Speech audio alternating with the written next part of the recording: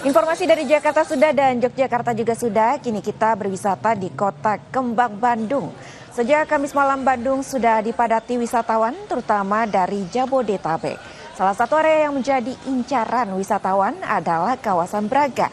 Berdekatan dengan pusat pemerintahan Kota Bandung, Braga menjajakan pesona wisata mulai dari kuliner hingga kesenian. Setiap sudut di Braga tak luput dipenuhi oleh wisatawan.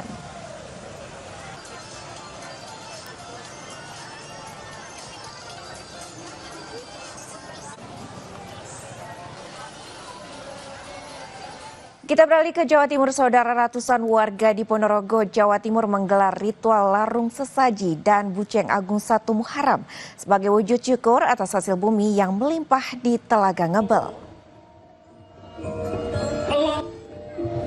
Sebanyak 30 gunungan tumpeng dan hasil bumi ini diarak keliling Telaga Ngebel Ponorogo pada Jumat pagi.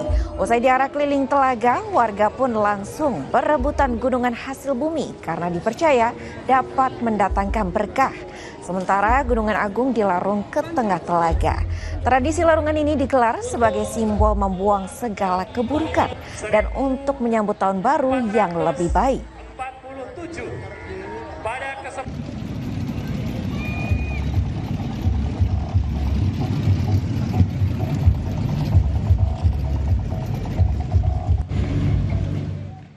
Kami akhiri Kompas pagi hari ini. Saya Glenny Soktania. Dan saya Claudia Karat pamit. Selamat beraktivitas, sampai jumpa dan selamat liburan.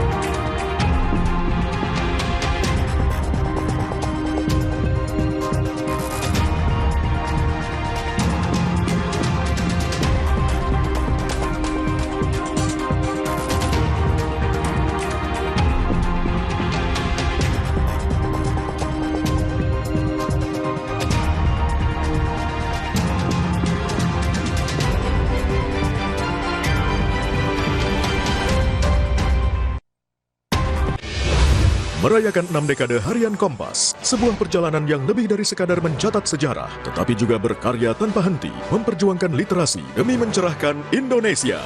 Spesial dengan penampilan Krisdayanti, Liodra, Tony Wenas, Mawar Deong, Inaya Wahid. Meriah bersama para komika tanah air, Gala Literasi Nusantara. Senin 30 Juni, pukul 7:30 malam, live di Kompas TV.